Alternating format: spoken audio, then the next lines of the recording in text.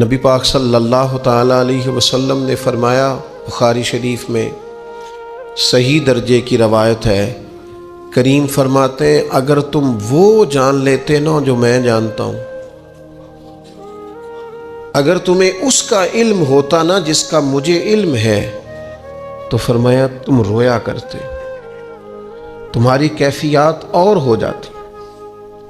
بعض اوقات کچھ لوگ غیر سنجیدگی کا مظاہرہ کرتے ہیں، ہنستے ہیں، شغل بناتے ہیں، بہت سارے کام ایسے ہیں، بہت سارے فیوز و برکات ایسے ہیں جو انہیں ملنے ہوتے ہیں، نہیں مل پاتے، تو وہ غیر سنجیدگی طبیعت کی، لہجے کی غیر سنجیدگی، ان سے وہ فیوز و برکات اٹھا لیتی۔ میں دوستوں سے کہتا ہوں، آپ کسی جگہ محفل میں جاتے ہیں، آپ کسی دینی اجتماع میں جاتے ہیں، لیکن رستے میں اگر آپ شغل کرتے ہوئے جا رہے ہیں، ہنستے ہوئے جا رہے ہیں، آپ نے کیا فائدہ حاصل کیا؟ آپ جہاں بھی جا رہے ہیں، موبائل آپ کا آن ہے، موبائل دیکھ رہے ہیں، موبائل چلا رہے ہیں، موبائل ہی چل رہا ہے، تو آپ نے کیا سنجیدگی حاصل کی؟ پایا کیا؟ ہر کام صرف موبائل کے سٹیٹس کے لیے کیا ہے؟ تم اگر وہ جان لیتے جو میں جانتا ہوں۔ اصحاب صفا کے پاس قرآن مجید کی کوئی آیت تلاوت کی گئی تو وہ رونے لگے، صحابہ رو پڑتے تھے، اللہ کے خوف سے، خشیت سے رو پڑتے تھے۔ کوئی آیت تلاوت کی گئی، اصحاب صفا رو پڑے، ان کو روتا دیکھ کر حضور بھی آئے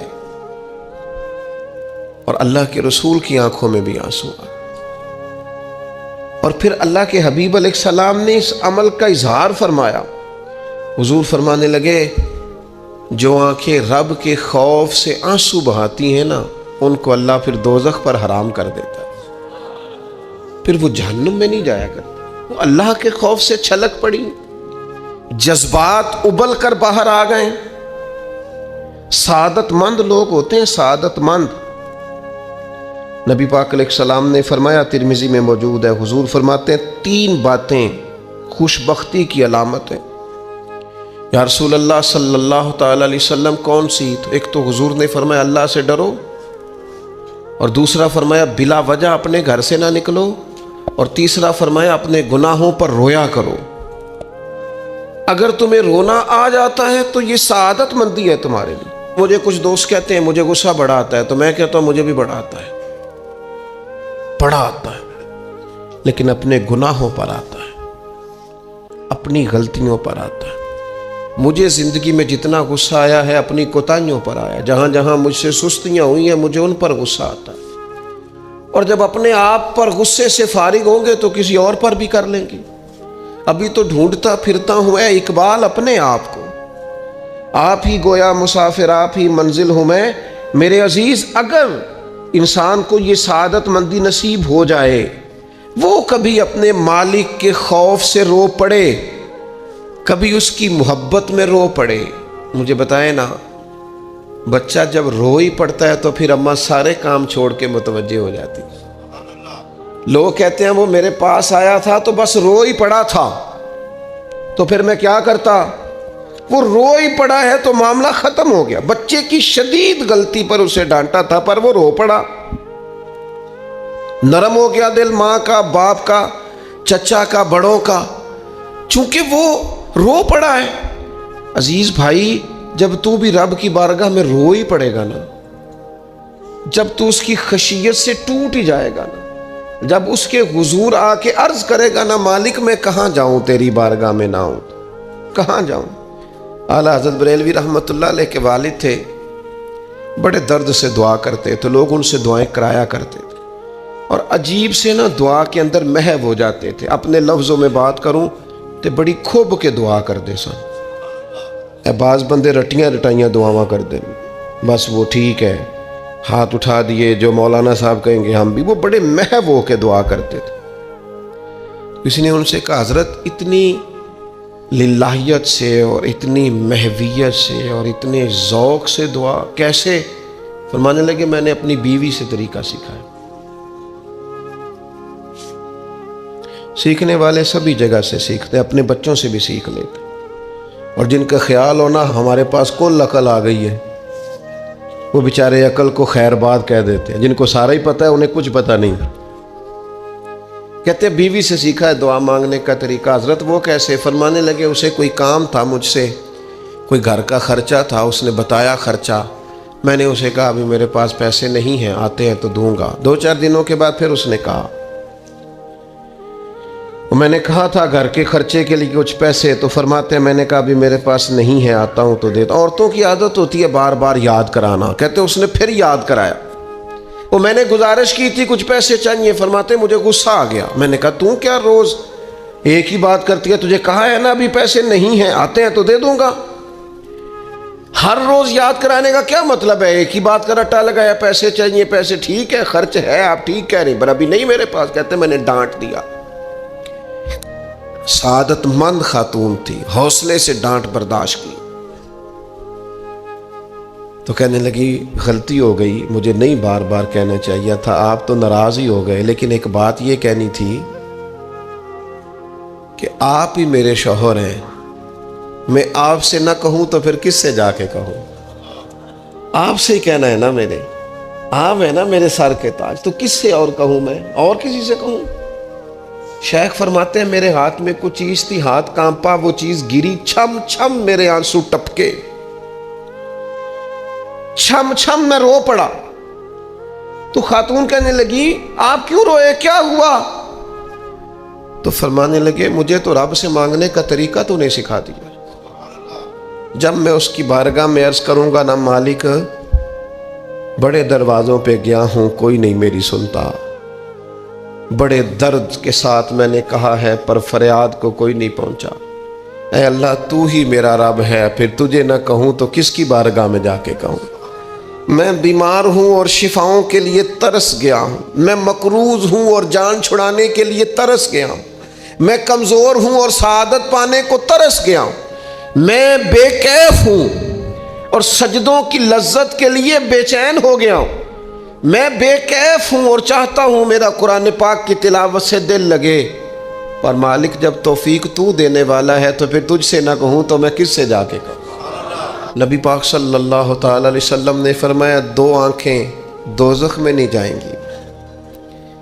یا رسول اللہ صلی اللہ علیہ وسلم اتنا کرم، وہ 2 آنکھیں کون سی ہیں؟ فرمایا ایک وہ جو اللہ کی راہ میں رات جاگتی رہی، کسی سرحد پر پہرا دیا، کوئی ڈیوٹی کی، کوئی خدمت کی، راہ خدا میں جو آنکھیں بیدار رہی راہ خدا میں، دوزخ میں نہیں جائیں گی۔ اور دوسرا فرمایا جو رب کی یاد میں رو پڑی، جس سے خشیت آئی، جو ڈر گیا، پر ڈرا اللہ کے لیے، آنسو فار سیل نہ ہو، کوئی اداکاری کا ماحول نہ بنائے، وہ اس طرح نہ ہو رو رو کے دعا، رکت انگیز دعا، اور فلاں کیا بات، فلاں کے بڑا رلایا اور فلاں میں بڑا درد تھا اور فلاں کے آنسو نکل آئے اور پیر صاحب قبلہ رو ہی پڑے، فار سیل نہ ہو چیزیں، اداکاری نہ ہو، اس کی طبیعت پر پورا اثر ہو۔ اور جب خشیت کے ساتھ وجود کانپتا ہے، وہ کسی نے کہا تھا کہ آنسو قربت کا سبب ہوتے ہیں، جب آپ کی روح کسی کی روح سے ملتی ہے تب آنسو نکلتے ہیں۔ جب تو اللہ سے پورا جڑ جاتا ہے نا، جب رسول کائنات کی بارگاہ سے تیری پوری توجہ لگ جاتی ہے، پھر آنسو بن کر دل تے پار پوے جس ویلے ادو پار بناون اکھیاں، بے درداں محبوباں دے سارے ناز اٹھاون اکھیاں۔ عزیز دوست، جب آپ پورے طور پر جڑ جاتے ہیں، او یارو کتنا روئے ہیں مسلمان اقوام متحدہ کے سامنے جا کے، کتنی قراردادیں پیش کی تم نے سلامتی کونسل میں، حتیٰ کہ مسلمانوں کے جو امیر ملک تھے ان کی تنظیمیں بنی، کوئی مسلمانوں کی داد رسی کو نہیں پہنچا۔ میری کو بہت لمبی عمر تو نہیں ہے، پر میں نے برما میں مسلمانوں کے کٹتے ہوئے حالات دیکھے، خبریں آئیں، ہم نے دیکھی، کٹتے اور سسکتے مسلمان ہم نے دیکھے۔ ہم نے دیکھا لیبیا پہ حملہ ہوا اور ٹوٹ گیا سارا ملک۔ میں نے وہ منظر دیکھا جب غوث پاک کے بغداد میں بمب گرے۔ ہم نے وہ دور دیکھا جب کسی نے خبر دی کہ کربلا میں پھر سے کربلا برپا ہے۔ ہم نے وہ منظر دیکھا جب پتہ چلا کہ پھر سے مولا علی کے نجف اشرف کو اجاڑا جا رہا ہے۔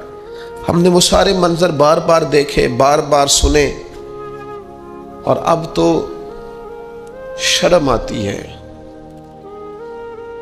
میرا دل کرتا ہے میں فلسطین کا نام نہ لیا کروں، شرم آتی ہے۔ یہ کوئی ہماری تقریروں کے موضوع ہیں؟ یہ کوئی ہمارے کالم لکھنے کے عنوان ہیں؟ یہ کوئی ہمارے موبائل پہ لگانے کے سٹیٹس ہیں؟ یہ تو شرم سے مر جانے کا مقام ہے۔ یہ کوئی گردنیں اٹھا کے بات کرنے والی بات ہے؟ یہ موبائل پہ ایک دوسرے کو ویڈیو دکھانے کا منظر ہے؟ رمضانوں میں شاموں میں اپنے اپنے بچوں کو سینوں سے لگا کے افطاریاں کرانے والوں اور بچوں سے پوچھنے والوں کہ پتر تو کی کھانا ہے، اس سے پوچھ لے اس کی مرضی کیا ہے۔ تمہیں پتہ ہے فلسطین کی بیٹیاں بھی سیدہ خدیجہ الکبریٰ کی بیٹیاں ہیں، وہ مومنوں کی مائیں ہیں تو ان کی بھی تو مائیں ہیں نا۔ فلسطین کی بہنیں بھی صبح قیامت حضرت فاطمہ کے پلو میں پناہ لیں گی۔ نبی پاک صلی اللہ تعالی علیہ وسلم نے فرمایا من اذا مسلمن فقد اذانی۔ میں کیسے وہ بات آپ کے دلوں تک اتاروں کہ حضور نے فرمایا جب میرے مسلمان کو تکلیف ہوتی ہے تو مجھے تکلیف ہوتی ہے، مجھے درد ہوتا ہے۔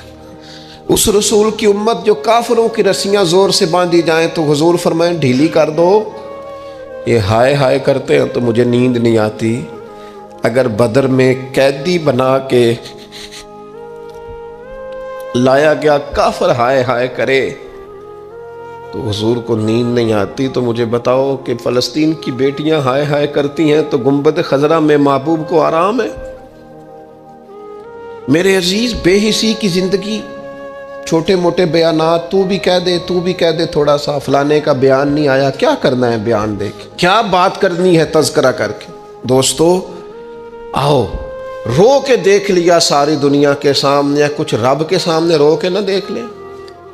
اب اسے کہے نا، اب حضور کی بارگاہ میں عرض کر کے نہ دیکھ لے کہ تجھ سے فریاد ہے اے گنبد خضرا والے، اب کعبے والوں کو ستاتے ہیں کلیسا والے، اور کی اگر تو نے دل مسلم کی دل جوئی نہیں، پھر ہمیں تانا دیں گے بت کہ مسلم کا خدا کوئی نہیں۔ اب اللہ رسول کی بارگاہ کی طرف رجوع نہ کر لیں، اب چھوڑ نہ دیں سیاستدانوں کے گلے، اب چھوڑ نہ دیں دنیا اقوام متحدہ کی بات اور سلامتی کونسل کی بات، اب اپنے اللہ کی جانب رجوع نہ کریں۔ دیکھو نا، نبی پاک صلی اللہ تعالی علیہ وسلم نے ہمیں فرمایا تمہارے آنسو قدر والے ہیں، رب رسول کی بارگاہ میں بہانا، ان کو ضائع نہ کرنا۔ عزیز بھائیو، یہ آنسو جو اللہ رسول کی بارگاہ کی طرف بہتے ہیں یہ اللہ کی رحمت کو متوجہ کرتے ہیں، یہ مالک کریم کے کرم کو مائل کرتے ہیں۔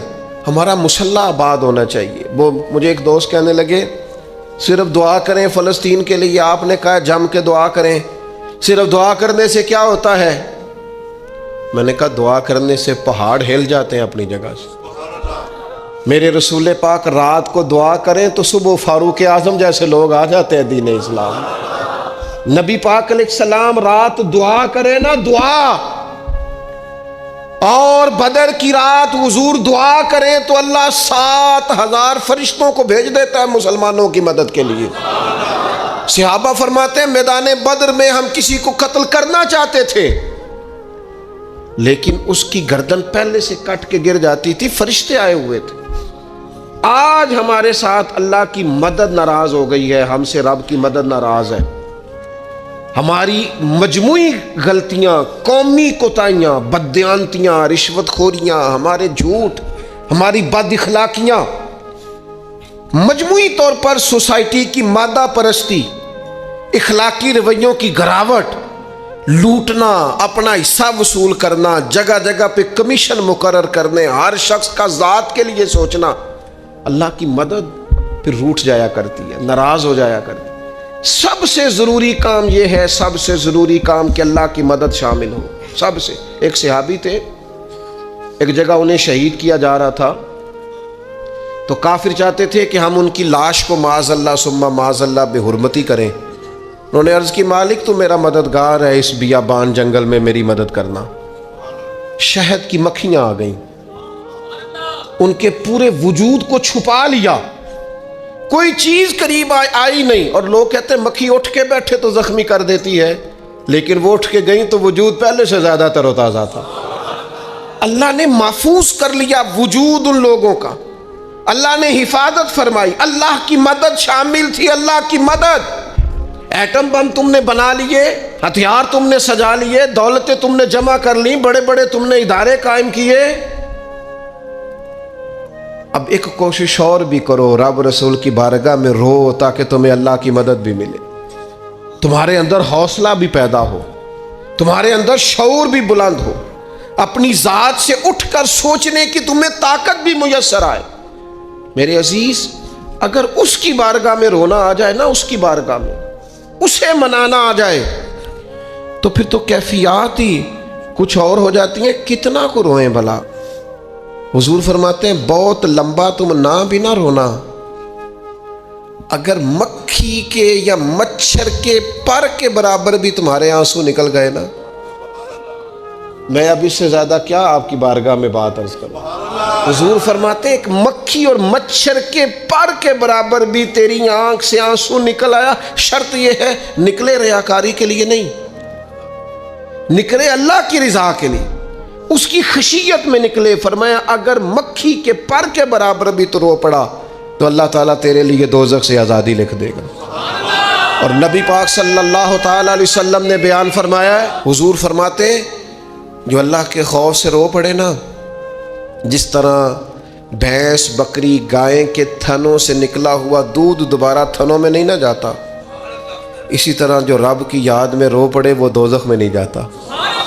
یہ مثال دیکھیں کیسی دی حضور نے سمجھانے کی.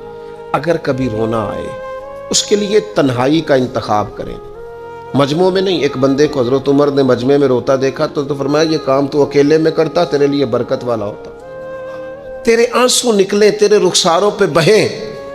اور شیر خدا تو شیر ہے نا، حضرت مولا علی شیر خدا فرماتے ہیں اگر تیری آنکھوں سے کبھی آنسو نکلے نا اللہ کی یاد میں، حضور کی محبت میں، تو فرمایا ان آنسوؤں کو پوچھنا نا، ان کو چہرے سے صاف نہ کرنا. یہ تو آنسو اس قابل ہیں کہ تیرے رخساروں پہ رہیں، یہ تو روشنی ہے تیرے چہرے کی، ان کو پوچھنا نا. حضرت علی رضی اللہ تعالیٰ عنہ نصیحت کرتے ہیں انہیں رہنے دے، یہ آنسو بڑا قیمتی ہے، یہ نکلا تیری آنکھ سے ہے پر کسی کا ہو کے نکلا ہے، نکلا تیری آنکھ سے ہے پر کسی کے لیے نکلا، نکلا تیری آنکھ سے ہے پر اس نے تجھے بتایا ہے کہ تیرے وجود میں، تیری دھڑکنوں میں، تیرے جذبات میں کسی اور کا بھی حصہ ہے.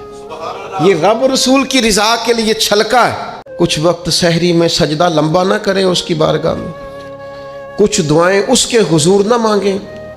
میں کہوں گا ماؤں سے پریشان ہے بیٹے، سحری میں دامن پھیلا دو رب کی بارگاہ میں.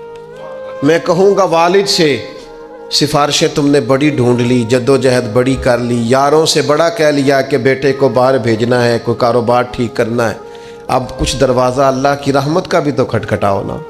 اور میرے نبی پاک علیہ السلام نے گارنٹی دی ہے، فرمایا ماں باپ اولاد کے لیے جو بھی مانگے اللہ اپنے فضل سے عطا فرماتا ہے. اللہ کی بارگاہ کی طرف رجوع کریں، زیادہ توجہ رب کی جانب، اتنا نہ دوڑیں بندوں کے پیچھے، اتنا نہ منائیں بندوں کو، اللہ کی طرف توجہ، اپنے رب کی بارگاہ میں رونا ہے، اللہ رسول کے حضور حاضر ہونا ہے. آپ دیکھیے کس قدر جم کے صحابہ حضور کی محبت میں آنسو بہاتے. حضرت صوبان بن مالک آ کے روئی پڑے تھے نا، حضور نے خود جا کے پوچھا کیا ہوا، بتانا نہیں پڑا، بس آنسو چھلکے تو نبی کریم نے فرمایا صوبان کیا ہوا؟